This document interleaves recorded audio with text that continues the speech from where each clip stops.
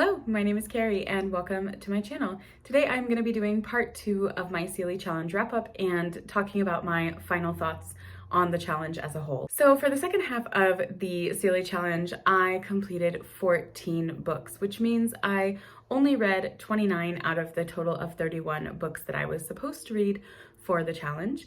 But before we get into the goals and my thoughts on them and my own reading experience, I want to talk about the statistics. To start off, of those 14 books, 9 of those books were physical copies and some were books that were borrowed from the library, and the remaining 5 books were audiobooks. So I'm actually pretty proud of this statistic because for most of this challenge, I was reading physical books. Now moving on to poet backgrounds, 9 were Black poets, 3 were East Asian, 1 was Swana, and 2 were Indigenous, and the specific communities that they were from are Muskogee Nation and the Maori people. Then the countries that I considered myself as reading from for this part of the challenge, there were quite a few countries actually, from the United States, Yemen, South Korea, China, Nigeria, and New Zealand. And my average rating for this challenge as a whole is 3.9 stars. So this is including the books from part 1. I waited to calculate the average rating throughout the entirety of the challenge because I wasn't really that concerned with the reading in one group versus the other because there was no intentional breakup of these groups into specific sets. So now let's discuss the books themselves. I have kind of broken them down into categories of what I thought they were really exploring or how I felt about them. So the first one that I want to talk about is exploring modern issues through narrative structures. And the first collection in this category is Felon by Reginald, Dwayne, Betts. This is a collection that is exploring the kind of history of the poet and his experiences being incarcerated. And it's also a lot about the experience of trying to reintegrate into life post-incarceration. There's a lot of discussions about the cultural effects of incarceration and the systemic issues that lead to mass incarceration of specifically men of color in the United States. This was a perspective that I found very rare and very vulnerable to experience. I think that there's not a lot of collections like this, and not even just collections, but also literature in general. I think this is an area where in just the past 5 or so years, we're seeing more literature coming out about incarcerated people. And I'm very happy for that, but I think that this was very unique in terms of other things that I have read by, other authors who maybe don't have that experience, or some that do, but approach the topic in a very different way. I felt that there was really such a vulnerability in the way that the poet explored these issues and the kind of difficult conversations that you see happening through the poems. I'm glad that I chose to read this as an audiobook because the spoken word narration was very powerful in this, and the production choice to add music in to certain sections was really entertaining, and I think it provided a rhythm and a flow to the poems that felt very natural and very aligned with the ideas being explored in it. I will say that while I found value in this collection and what it is trying to convey to the reader, I did struggle with some of the more experimental forms of poems. There were a few where the language or structure made it really hard for me to fully grasp the meaning and connect with certain pieces. However, I think that this is kind of natural for a collection like this where it may not be my lived experience, or I may not have, direct experience with this through peers or family members, but I think for other readers that could definitely be more impactful. So even though I gave this one only 3 stars, I still think that it's a collection that more people should read and one that I would still recommend to people. Next, I want to talk about Golden Axe by Rio Cortez. This was a very odd collection because the title of this did not indicate to me anything about what this collection was going to be about. This is a collection about the poet's family in the Reconstruction era and their decision to move west, where they eventually settle in Utah. They become one of the first Black families in Utah and are obviously encountering Mormonism and Mormon beliefs during this time. So a lot of this collection is kind of circulating around these issues. I think that the first section in this that explores the family history was actually the strongest. The latter section is very discombobulated in my opinion. It was the more modern history of the poet, and I think that there were maybe a little too many pop cultural references in this one that, even though I am American and even though some of them I did understand, some of them felt very bizarre, and they really dated the collection in many ways that felt very weird to me because this is not a very distant release. There were parts of this that really felt out of touch with certain things, and so that made certain aspects of this really confusing for me because I couldn't understand exactly where to place this and where to grasp at the ideas of the poet here, because I couldn't tell if it was just very surface level exploration of things or if the ideas were just very different to what I expected. But yeah, I really wasn't a big fan of this one. This was actually one of my lowest rated collections of the entire project, because I don't even feel that the first section was strong enough for me to still recommend this to other people. Next up is another one that was a bit of a disappointment, but in a different way, and that is Indian Empire by Cathy Park Hong. I read Cathy Park Hong's memoir / cultural reflection, Minor Feelings. I think I read it back in 2023, and I really loved it, and I wanted to read her poetry because in that you really understand that she is a poet based on her language and the way she explores certain things, and you could very obviously see that there is a love for her craft, and so I really wanted to read one of her collections. And this was one that I ended up actually getting through the library here where I'm living, and it took about 6 months for the library to get it, so it was quite a wait. I think that that also kind of made me have higher expectations for this book, because I was really, I don't know, I think I had an idea in my mind that this didn't live up to, and I'm still trying to decide if that is a good or a bad thing. This collection is kind of exploring what it's like to live in the engine of the American Empire. The first 2 sections are really these almost like parables, I guess you could say, of these different American families and the struggles of their family through a sequence of events. Although the events are very different to one another and they are still written as poems, I found these to be the most impactful for me personally, because I think that it was really interesting how we explored in the first section this community of outlaws and this found family, and then in the later section we're exploring this family as their hometown turns into kind of a wasteland, and the themes were very easily understandable for me in those 2, and I think that the poetry was really so creative and experimental in a way that worked for me and my brain and how I was processing it.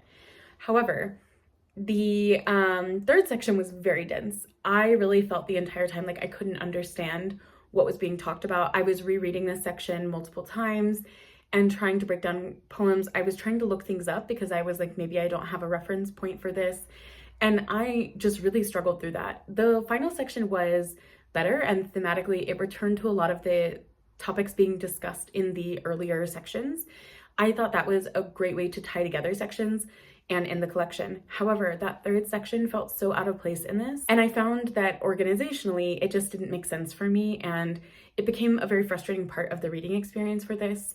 I didn't hate this collection, but I really question why that third section was inserted into this, because I think without it, it would have been a much stronger collection overall. The last book that's in this first category is Son of Achilles by Nabila Lovelace.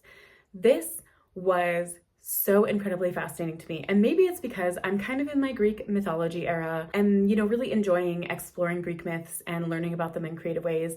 And this collection is an exploration of violence in so many different forms through these reimaginings of Greek mythology. This just really stood out to me because I think that it was such a unique way to retell Greek myths, and more importantly than that, even though these are retellings of Greek myths, it's very obviously a history of African American life. And this is where I think it was most successful in conveying these themes of racism, intergenerational trauma, gender-based violence, and also systemic violence.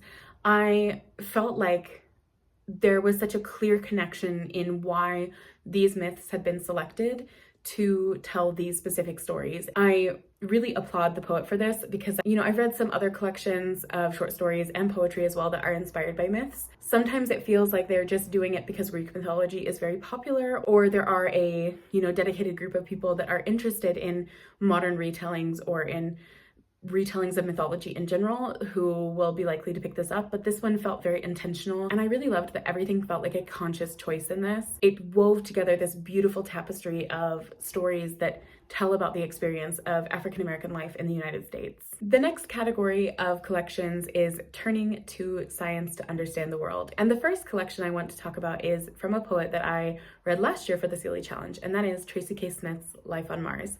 So this one is kind of cheating because thematically this casts a pretty wide net, and most of this collection is actually kind of inspired by David Bowie, this connection to the lyrics and this kind of intergalactic theme of life. I mean, it's exploring the vastness of space, and it was really talking about these cosmic meditations on the human experience, on the highs and lows of life and the things that kind of bring you joy and help you explore love and grief and all of these complicated emotions. I love how she really invited the reader to reconsider, what is our place in everyday life and what is our place in the vastness of space and time. And for a collection that is exploring so much, I think that it was still very emotionally impactful. There are poems from this that I really felt touched by, and I think that that can be hard to do when you are talking about so many different topics all in one collection, but Tracy K. Smith obviously has talent for this.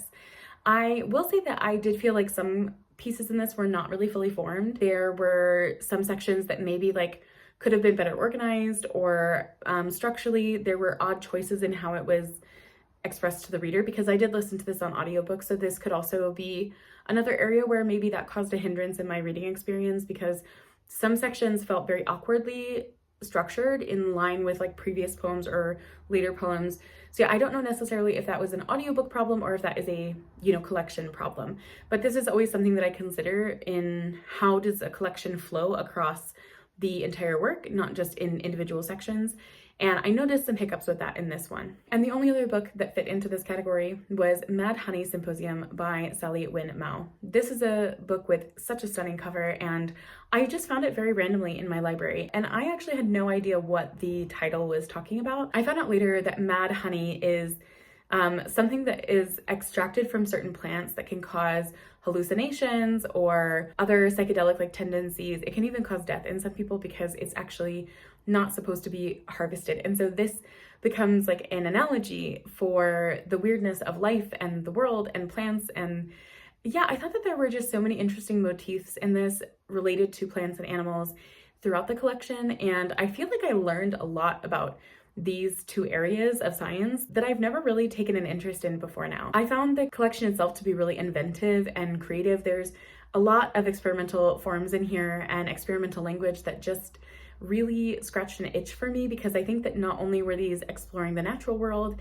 and the vulnerabilities of life through this method of madness that the author is, constructing for you in real time. I liked that it played a lot with observation and language, and I think that that took it from being just a wild ride to something that causes a lot of internal reflection on how, the chaos of life and all of these moving parts and all of these things that surround us in the world are things that we kind of get lost in over time and we don't think about. I liked the playfulness of this and the unique world that this really created for me.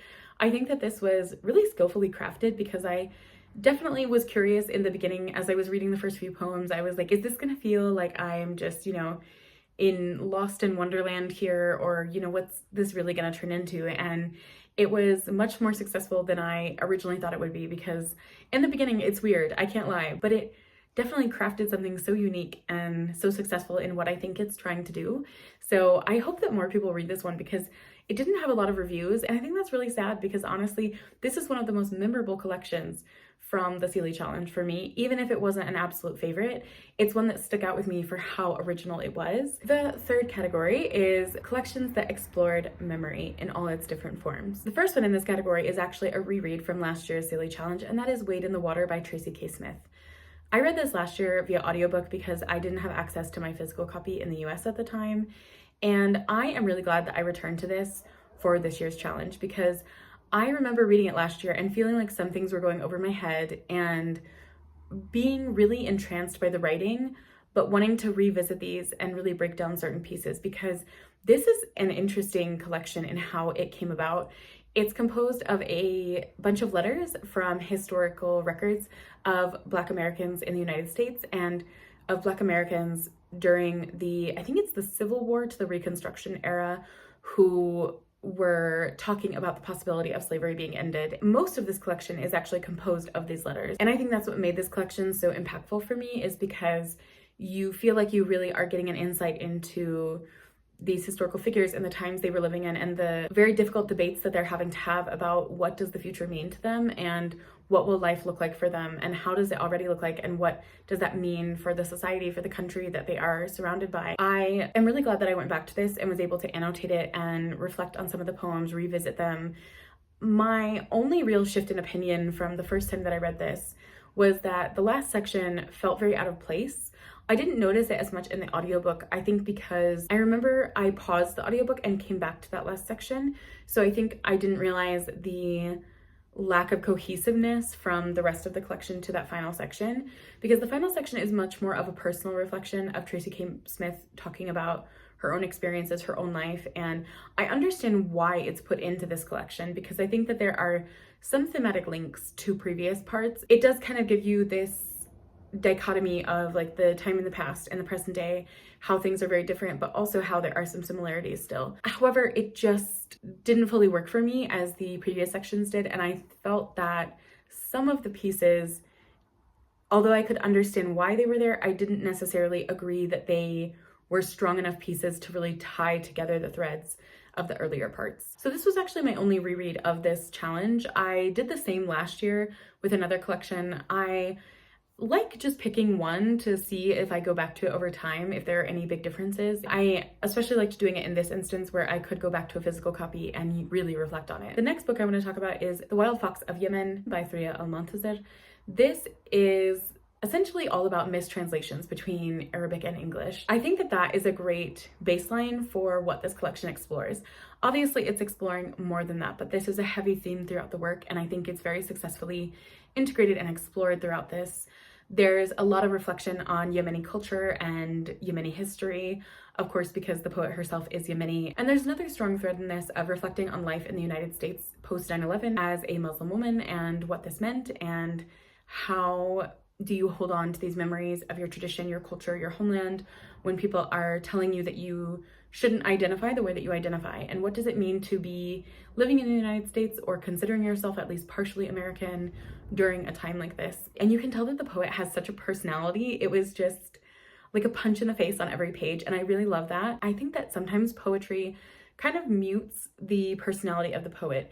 You might be getting very deep reflections of who they are and their thoughts and beliefs about certain things, or very traumatic experiences, very difficult experiences in their life, but that doesn't always tell you about their personality. And I think that this was a big difference in this collection. I really felt like I understood more about who the poet was as a person, and I loved that glimpse into her life. I think that these also had such a sense of urgency to them, because obviously some of them are talking about political things that have happened and some of which are still relevant. However, there's also this urgency to not forget Yemen and to keep this culture, the traditions alive. And you understand why this feels so urgent to the poet, because it's something she's actively trying to do in her day-to-day life. And I liked that reminder in this, that this collection serves as a way to remember Yemen and to remember Yemeni culture and traditions and Yemeni people.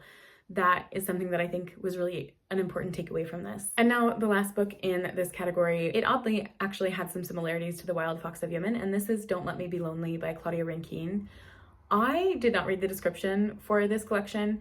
I had only ever read Citizen by Claudia Rankine, and then I read some, I think like essays and poems like here and there over the years. I wanted to read another one of her collections because I do like her poetry style, but I had no idea what this was about. And so I didn't know when I picked it up that this was about the ripple effects of 9/11. It is a lot about the new invasions of the Middle East and how America justified these things and the actual effect of this. And I would argue that this collection is also bordering anti-war in the fact that Rankine is very obviously criticizing the United States government, but is also reckoning with this mass tragedy and how that has shaped and affected people, and also policies and government actions. I was actually shocked how much of this really felt so relevant still, and this has made me reflect on certain things that are happening today that maybe were starting at this time, and something like 9/11 exacerbated these. So one of the biggest things that Rankine discusses is how disconnected people start to feel from each other. She talks about how she was starting to feel very disconnected from people, and like people were becoming much more individualistic. And then something like 9/11 happens, and suddenly there's this like American community. There are all of these people experiencing this action in live time, and everyone is talking about it. And so there was a sense of community in this that she felt like had been slowly disappearing and ebbing away. But yet then she talks about how there is like this kind of general apathy and almost like this kind of end of times mentality of like, well, if something like this can happen in the United States, this is like the sign that everything is going wrong, and how this then kind of led some people to care even less about their neighbors and about their communities, and how this felt so mind-altering to her. She couldn't really move on from this experience, and seeing the different ways that people react, some in positive, some in negative ways, added to this feeling of being confused and feeling disconnected from people. It's kind of sad how much this so perfectly encapsulates this beginning of the current decline of the United States. And I think that Rankine really diagnoses the major problems that would only grow into much larger and more difficult to resolve problems in the United States over the next few decades. Which again, I think this is something so fascinating about reading a collection like this, where you realize that these events happened like 20 years ago, and yet there are so many parts of it that have set things in motion that affect our modern day. I felt this way when I was reading Susan Sontag's Regarding the Pain of Others, where there are so many things that are being discussed in that book that would later turn into major ethical dilemmas. I think that Rankine does a really great job of dissecting the past and also building this bubble where she can analyze it and critique it, but also there is inner reflection and inner critique that is interwoven into this. I felt like there was just a really good balancing act of that, and I think that although this collection is from the early 2000s, it's so incredibly relevant to issues today, which is both a good and a bad thing. My last category is the weirdest covers have the best stories. And the first one I want to talk about is Big Towns, Big Talk by Patricia Smith. Patricia Smith was a poet that I first read last year in the Sealey Challenge, and I really loved her work. I was so excited to read another collection from her, and this one I actually found in my local library here in Turkey. This is all about growing up during the Motown era, and it's not really about the music, but more about the sense of community, the culture, the politics, and of course life, how Smith lived it. And I really loved this. I think there's just something so linguistically fun and stylistically playful that I really enjoy about her writing, and this was the perfect encapsulation. It feels like she's constantly having this like inside joke with the reader, and it makes these poems for me feel like we're in conversation with Smith, and like she's showing us life and we should be taking notes. And that's why I love her poetry so much. So I'm really glad that I got to read another one by her during this challenge. The next book is almost the exact opposite of Big Towns, Big Talk, because this one was much more serious and it was a harder hitting collection. And that is Ghosta by Diana Khoi Nguyen. And this collection is really a mourning song for the poet's brother who passed away by suicide. It's a reflection on family history and intergenerational trauma. I am always interested in reading more about sibling grief because in my own experience with it, there wasn't a lot of resources or literature that I found really reflected my experiences. And so I'm always intrigued with works like this. I will say, of the things that I have read, this is one of the most inventive collections that I have experienced. I think that it's very experimental in form, but it also incorporates some mixed media elements that add to this more experimental nature of the collection as a whole. I really felt like this so successfully captured how grief feels, how it starts and ebbs and flows into all these different aspects of your life, and it feels like it can't be contained because I mean, it's literally every day that you're reminded of this experience and this loss. The title of the collection really felt most literal here as you're reading through this and you're being reminded constantly there will always be a ghost of someone that you loved. I loved the way that the poet took this and ran with it and really said that, okay, I will always have this missing piece for my life. It's going to be in everything that I do from now on, but how can I use that to also visually express this experience? In this collection, the poet makes the choice to cut out her brother from family photos and create these poems that are stand-ins for him. And I thought that again, it perfectly captured these feelings for me. And I think that anyone who has been through a trauma like this or lost a loved one in a similar way, or I mean, even losing a loved one in your immediate family, in other, relationships, I think that this is something that is really going to resonate with you because it's not just another story dissecting grief. It is working with grief to move on and continue to live a life and navigate this throughout your life. And I think that's why I loved it so very much. The next collection is also another one that dealt with grief in a very different way, and that is Death Does Not End at the Sea by Benga Adesayna.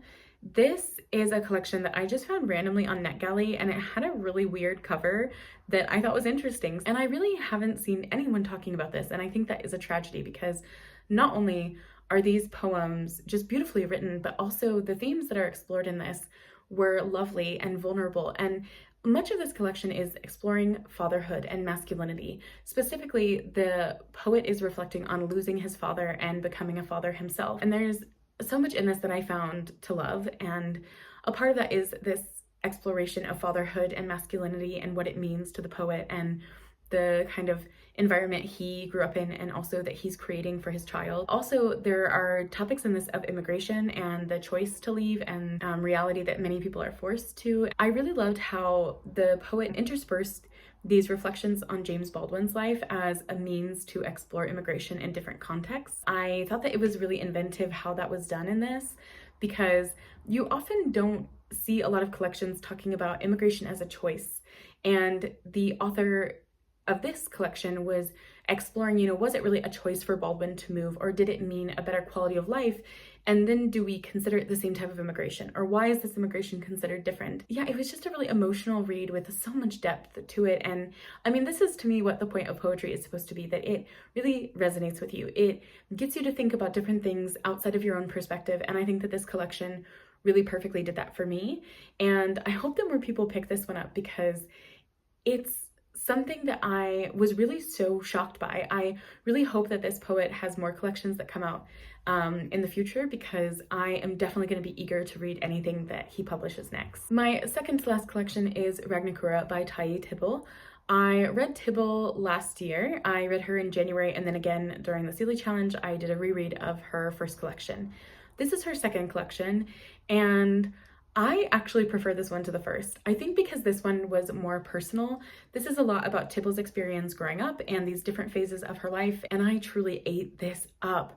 I think that it was so incredibly relatable. Even though we come from very different backgrounds, there's still such common themes of girlhood and womanhood and these stages of your life that Tibble really hits the nail on the head for me. This kind of commonality of women and our experiences is something so powerfully connecting across different genres, cultures, religions, and that was so vividly expressed here. Tibble really defines herself in her own terms, and I loved how she drew on her culture and her family and her own personal history to explain the through lines of her life, because it just felt like you were in conversation with her. And this is again a collection that reminds me a lot of how I felt about The Wild Fox of Yemen, where I could very clearly understand who this poet was, what is their personality based on how they wrote. And I love that aspect of understanding someone through poetry like this. Also, I would really strongly recommend the audiobook for this one, because it felt like you were almost in like a rap with the author, and the ebbs and flows of the narration and the way that she chose to narrate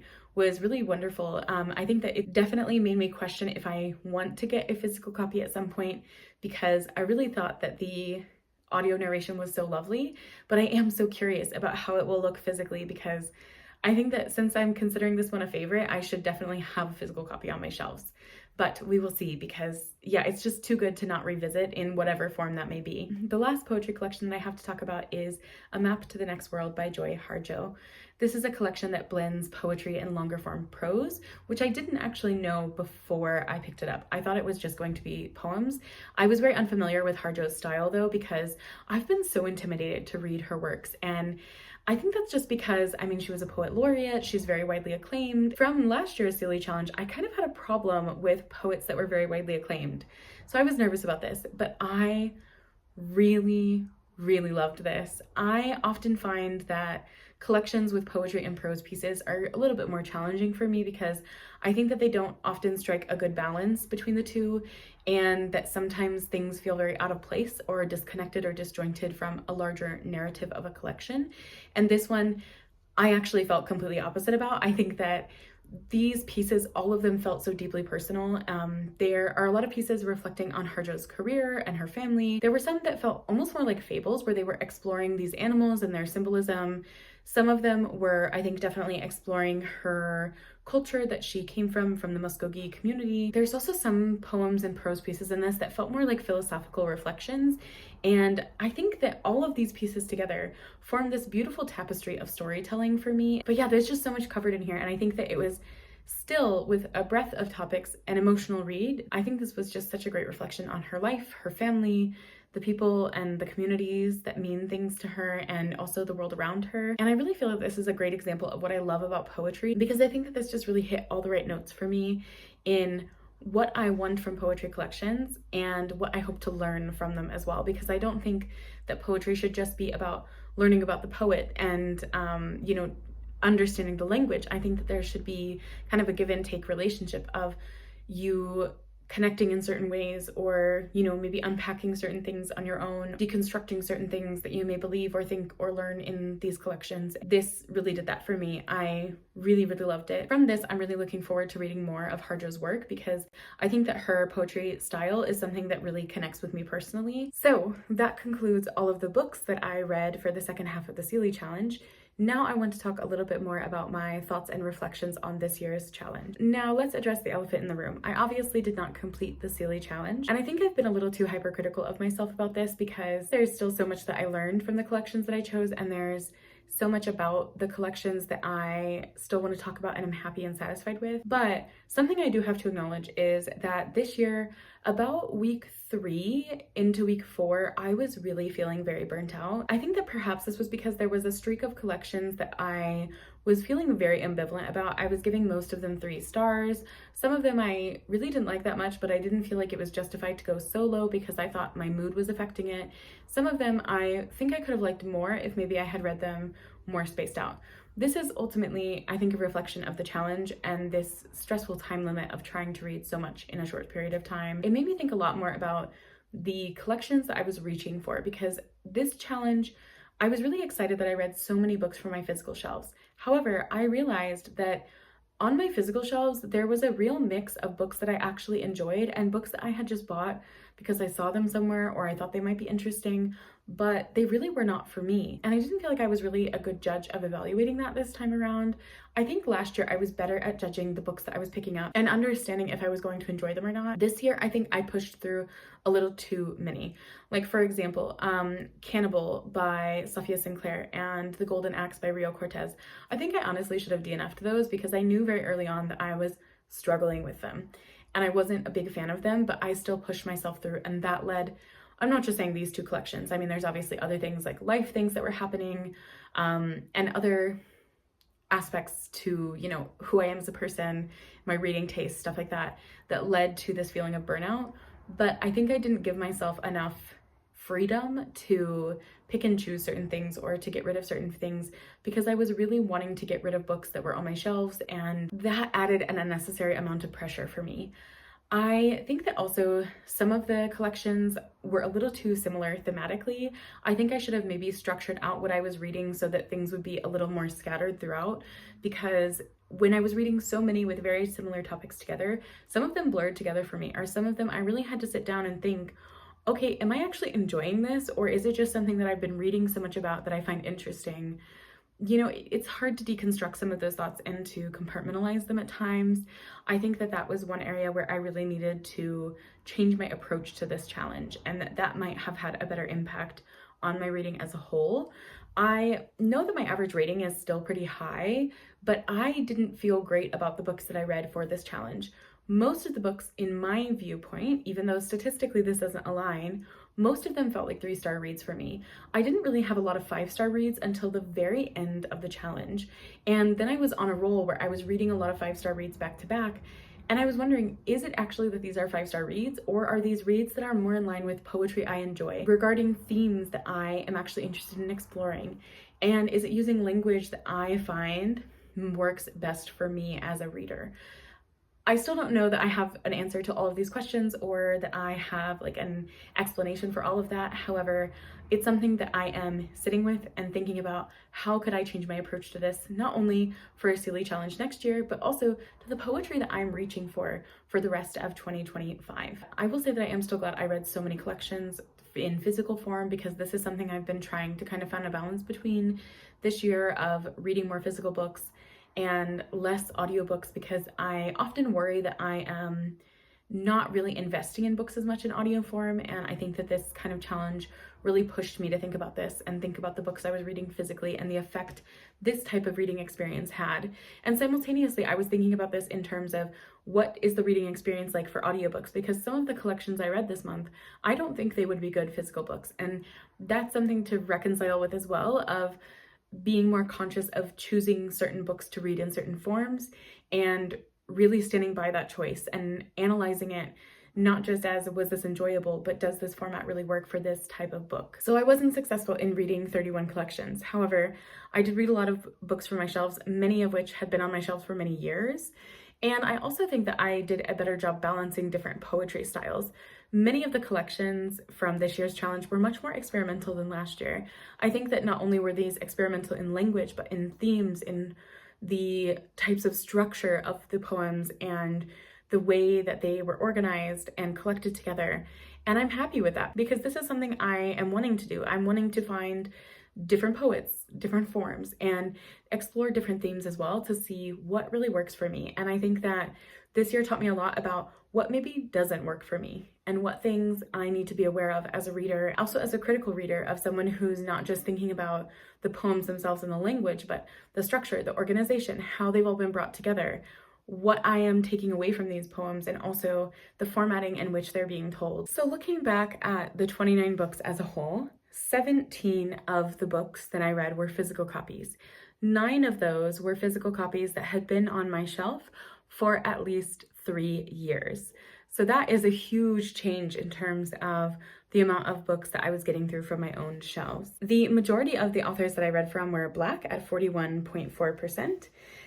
Indigenous authors made up 6.9%, Latinx authors made up 6.9%, white authors made up 10.3%, Asian authors of different backgrounds, so this would include East and South Asian, were 17.2%, and Swana authors were also 17.2%. My countries read from included 12 different countries around the world, and I think that is pretty great, honestly, because it's very rare that I read from so many different countries in 1 month.